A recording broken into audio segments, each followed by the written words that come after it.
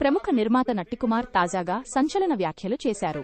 దిల్ రాజు మరియు మైత్రి movie makers మధ్య జరుగుతున్న కోల్డ్ వార్ వల్లే చిత్ర పరిశ్రమలో సమస్యలు తలెత్తుతున్నాయని ఆయన ఆరోపించారు. రాజకీయాల్లోకి రావడానికి కాపు సామాజిక వర్గాన్ని వాడుకుంటున్నారనిమేగా కుటుంబ సినిమాలనే కావాలని టార్గెట్ చేస్తున్నారని ఆయన విమర్శలు గుప్పించారు.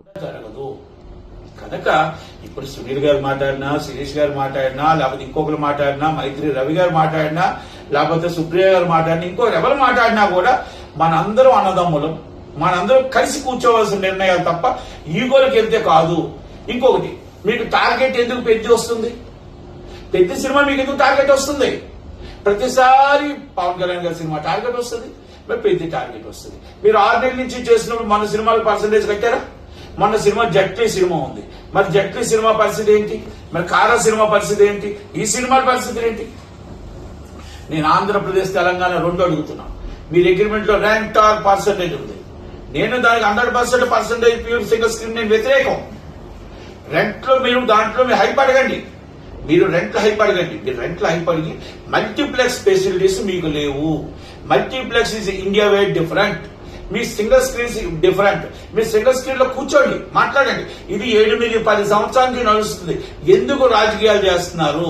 మరి ఒక సినిమా చేస్తే ఒకలాంటి ఏం లేదు. దిల్ రాజు గారు సినిమా చేస్తే పర్సంటేజ్లు రెంట్లు వస్తాయి, లేకపోతే మైత్రి రవి గారు చేస్తే పర్సంటేజ్లు వస్తాయి.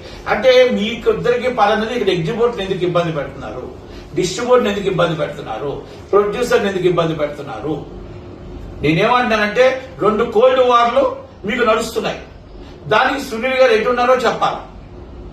అలాగే అందరూ కూడా నేను అందరినీ అంటున్నా, ఇప్పుడు మీరు ఏం మాట్లాడుతున్నారు? ఛాంబర్ ని కౌన్సిల్ ని మీరు ఎందుకు పెడదాం పట్టిస్తున్నారు?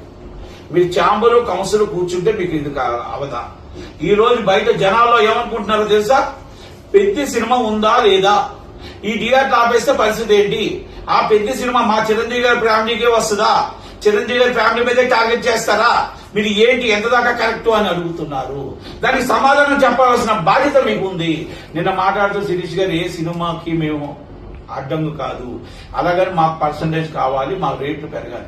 మీరు రేట్లు పెరగాలి అనుకున్నప్పుడు మొన్న రేట్లు తగ్గాలి అంటున్నారు. మీరు రేట్లు ఏదుందో ప్రేక్షకులకి శ్రేయస్ కోరి మీరు ఆ ప్రేక్షకులు రేట్లు ఇస్తాను అంటున్నారు. తప్పులేదు, బాగానే ఉంది. కానీ నేనేమంటున్నానంటే ఇదే పని ఇంతకు ముందో మీరు ఇన్ని సంవత్సరాలు బట్టి అంటున్నారు, నిర్ణయం తీసుకోవచ్చు కదా.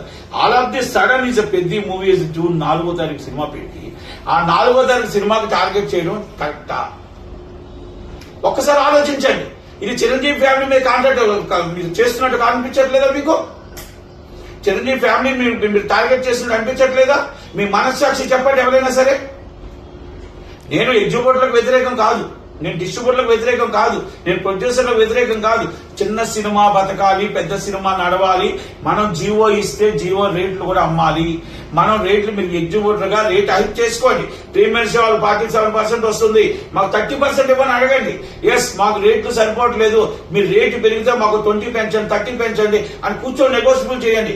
సేమ్ టైం టర్మ్ కావాలి ఐమాక్స్ అంటే ఇవ్వరు. మల్టీప్లెక్స్ టర్మ్ మీకు అవ్వదు, సింగిల్ స్క్రీన్ కి మీకు అవ్వదు. అక్కడ అనేది రెవెన్యూ వేరు.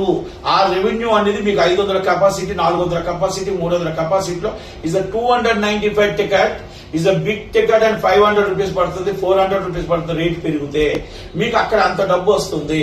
బెనిఫిట్స్ 1000 రూపాయలు వస్తే 47 రూపీస్ వస్తుంది. మీరు బెనిఫిట్స్ అడగండి, తప్పలేదు. ఆ పర్సంటేజ్ మీరు కూడా వయా మీడియా కూర్చోండి. It's a content of supply. అంటే కంటెంట్ ఓనర్ పెద్ద కంటెంట్ ఉంది, కంటెంట్ పెద్ద ఓనర్ ఎంత గొప్పవాడో మీకు ప్రొడ్యూసర్ థియేటర్ ఓనర్ కూడా అంతే గొప్పవాడు. థియేటర్ లో సినిమా ఇవ్వాలా లేదా, ఇవ్వాలా థియేటర్ ఇవ్వాలా, రెంట్కి ఇవ్వాలా లేదా అనేది థియేటర్ ఓనర్ ఇష్టం.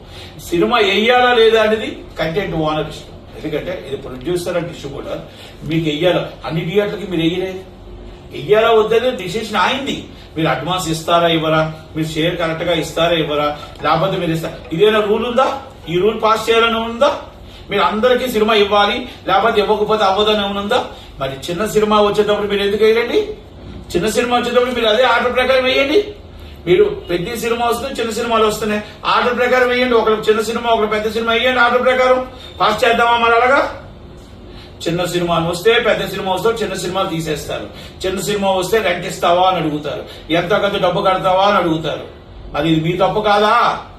చిన్నవాడిని వచ్చి బతకనివ్వరు, పెద్ద సినిమా వచ్చేది పర్సంటేజ్ కావాలి అంటే ఎగ్జిక్యూటివ్లు కూడా మీరు ఆలోచించుకోవాలా.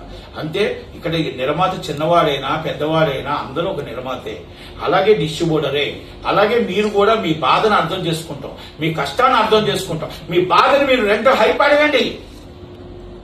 మీరు కానీ ఈ విధంగా మీరు వచ్చి ఆలోచిస్తాడని మేము జీవో వచ్చిన రేట్లు పెంచాం, ఇస్ నాట్ కరెక్ట్. మీరు మాట్లాడుతున్న మాటలు కరెక్ట్ కాదు. అక్కడ కూర్చున్న వారు ప్రొడ్యూసర్స్ ఉన్నారు. చంద్రబాబు శ్రీనివాసరావుకి ఏం పని అండి? ఆయన ఎగ్జిక్యూటరా?